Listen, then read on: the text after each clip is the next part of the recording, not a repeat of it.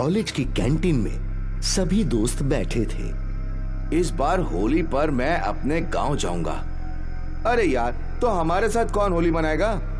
मैं भी गांव जाने वाली हूँ, सचिन के साथ। तुम दोनों चले जाओगे तो हम 3 लोग क्या खाक होली मनाएंगे? मेरे पास एक रास्ता है। और वो क्या? हम तीनों भी इनके साथ गांव चलते हैं। हमारी ट्रिप भी हो जाएगी और होली सेलिब्रेट भी हो जाएगी।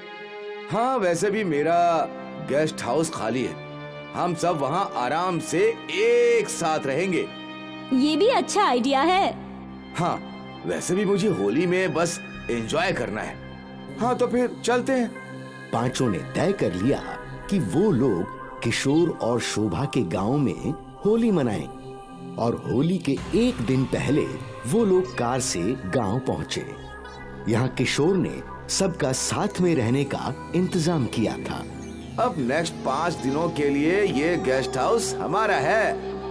मैंने पापा को बोल के इसकी सफाई करवा ली है। और हाँ, सबसे इम्पोर्टेंट बात, गांव में बिजली आती जाती रहती है, तो अपने फोन जब बिजली आए तब चार्ज कर लेना। अच्छा, तो कुछ मेरे लिए यार। किशोर, तू भी ना बिल्कुल बूढ़ों की तरह इंस्ट्रक्शन दे रहा है। मेरा काम था तुम्हें बताना, अब तुम लोग खुद देख लो। कल हम सब साथ में होली मनाएंगे। बहुत मजा आएगा। उस रात सभी दोस्तों ने साथ में पार्टी की, डांस किया और फिर सो गए। अगली सुबह शोभा ने सबको उठाया। अरे उठो उठो, happy Holi, happy Holi, happy Holi.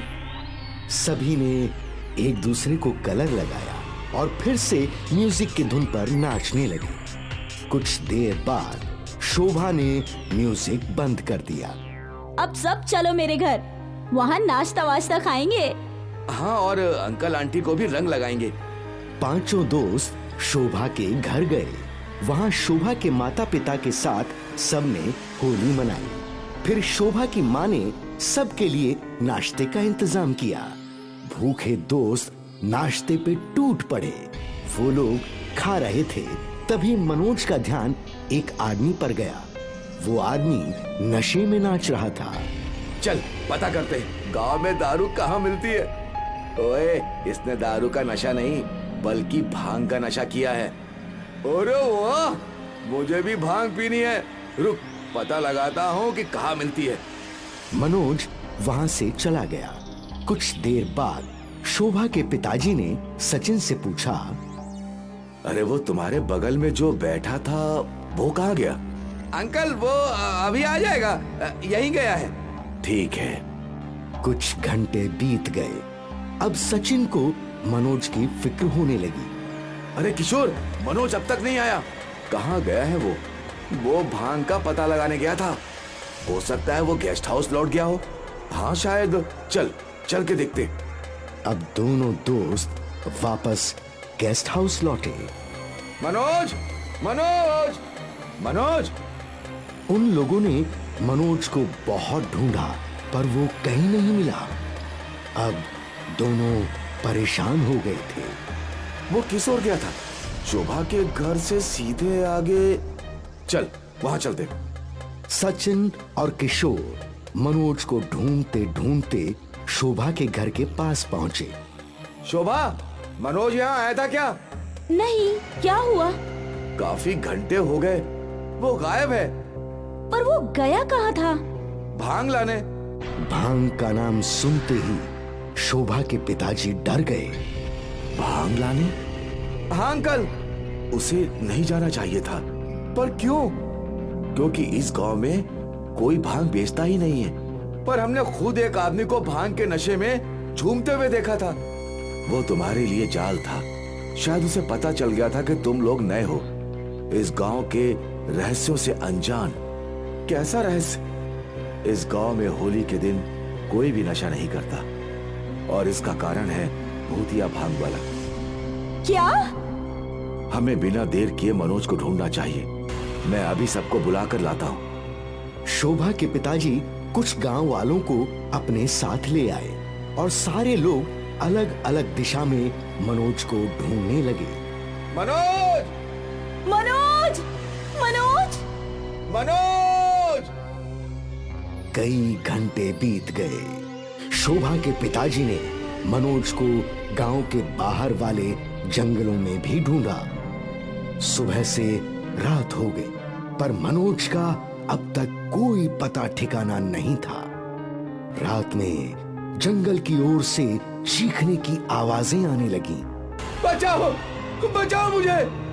सभी लोग उस दिशा में दौड़ पड़े। मनोज की आवाज गूंजने लगी। अचानक घसीटने की आवाज सुनाई दी। वो रहा मनोज! बचाओ! सचिन मुझे बचाओ! सचिन मुझे बचा ले! सचिन मनोज तक पहुंचने ही वाला था कि मनोज गायब हो गया। मनोज! इसके बाद राधा को मनोज दिखा। वो भी दौड़ने लगी। वो दौड़ते दौड़ते जंगल के अंदर चली गई और कुछ देर बाद ये तो राधा की आवाज है। हम यहाँ मनोज को ढूंढने आए थे। अब राधा भी गायब हो गई। एक एक करके सब गायब हो जाएंगे। हमें लौटना चाहिए। शोभा सही कह रही, वो भांग वाला किसी को नहीं छोड़ेगा। पर क्यों? हमने क्या बिगाड़ा है उसका? तुमने नहीं, हम गांव वालों ने। कई सालों पहले वो भांग वाला गांव में भांग बेचता था। एक बार उसकी भांग पीकर कुछ लड़कों ने एक लड़की को छेड़ा। लड़के तो गायब हो गए, पर गांव वालों ने भांग वाले को खूब पीटा, इतना कि उसने वहीं दम तोड़ दिया। और उस दिन से वो चुन चुन के सबका शिकार कर रहा है। अब मनोज और राधा का क्या होगा? शायद अब तक उन्हें मार दिया होगा। लेकिन अगर वो जिंदा होंगे तो बहुत मुश्किल है। हम सब उन्हें ढूंढने की कोशिश कर सकते हैं, पर सब एक साथ रहना। सभी लोगों ने एक दूसरे का हाथ पकड़ लिया और वो जंगल के अंदर की ओर चलने लगे। आगे जाकर उन्हें वापस मनोज और राधा की आवाजें सुनाई दी। बचाओ, मुझे बचाओ! बचाओ! मुझे बचाओ! अब सभी लोग एक साथ एक ही दिशा में चलने लगे। आगे उन्हें एक पेड़ के पास राधा दिखी। वो लोग उसके पास गए तो राधा भांग वाले में बदल गई और उसने शोभा का गला पकड़ लिया और उसे हवा में उठा लिया। मेरी बेटी को छोड़ दो, मैं तुम्हारे पैर पड़ रहा हूँ। मेरी बेटी को छोड़ दो, उसके बदले मेरी जान ले लो। वो मासूम है, उसे छोड़ दो। नहीं छोड़ूंगा, बिल्कुल नहीं छोड़ूंगा। किशोर ने जमीन से एक लकड़ी उठाई और भूत के सिर पे दे मारी। वो लकड़ी भांग वाले के आर पार हो गई। अगर तुम्हें मारना है तो मुझे मारो। भूत ने शोभा को छोड़ दिया और किशोर की ओर बढ़ने लगा। किशोर पूरी तेजी से दौड़ने लगा। तुम लोग मनोज और राधा को ढूंढो। एक और भूतिया भांग वाला किशोर के पीछे भाग रहा था और वहां दूसरी ओर बाकी सभी लोग राधा और मनोज को ढूंढ रहे थे।